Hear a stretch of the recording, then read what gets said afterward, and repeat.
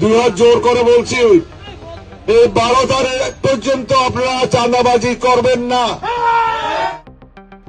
দলের চাঁদাবাজদের নিয়ে বেশ বিব্রতকর অবস্থায় পড়েছে বিএনপি। কোনোভাবেই যেন এদের নিয়ন্ত্রণে আনা যাচ্ছে না। থামানোর উপায় না পেয়ে এবার 12 তারিখ অর্থাৎ নির্বাচনের দিন পর্যন্ত চাঁদাবাজি না করার জন্য করজোড়ে দলের নেতাকর্মীদের প্রতি অনুরোধ জানিয়েছেন চট্টগ্রাম 13 আনোয়ারা কর্ণফুলী আসনের বিএনপির প্রার্থী সরওয়ার জামাল নিজাম। শুক্রবার রাত 9টার দিকে আনোয়ারা উপজেলার চাতুরী চৌমুনি বাজারে তার নির্বাচনী কার্যালয়ে উদ্বোধনকালে দেওয়া এক বক্তব্যে তিনি এই অনুরোধ জানান। পরে বক্তব্যের 55 সেকেন্ডের একটি ভিডিও সামাজিক যোগাযোগ মাধ্যমে ছড়িয়ে পড়লে তা নিয়ে আলোচনা সমালোচনা শুরু হয়। ভিডিওতে ধানের শীষ প্রতীকের এই প্রার্থীকে বলতে শোনা যায়, চাতুরী হলো আনোয়ারার প্রাণকেন্দ্র। চাতুরী অত্যন্ত গুরুত্বপূর্ণ এলাকা এবং এখানে আর্থিক উপার্জন থেকে মানুষের অর্থনৈতিক অঞ্চল হিসেবে এটার গুরুত্ব অনেক বেশি। এখানে একটা জিনিস আমি আজকে কিছুক্ষণ আগে আরেকটা অফিস উদ্বোধন করার সময় বলেছি, এখানে বিশেষভাবে চাঁদাবাজি, নৈরাজ্য ও সন্ত্রাস চলছে।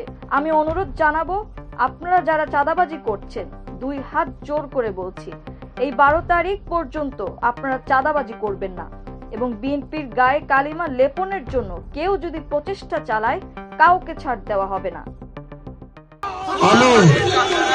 আমি অনুরোধ জানাবো, আপনারা যারা চাঁদাবাজি করছেন, 2 হাত জোর করে বলছি, এই 12 তারিখ পর্যন্ত আপনারা চাঁদাবাজি করবেন না এবং এই বিএনপির গায়ে কালিমা লিখার জন্য কেউ যদি প্রচেষ্টা করে, কিন্তু কেউ ছাড় দেয়।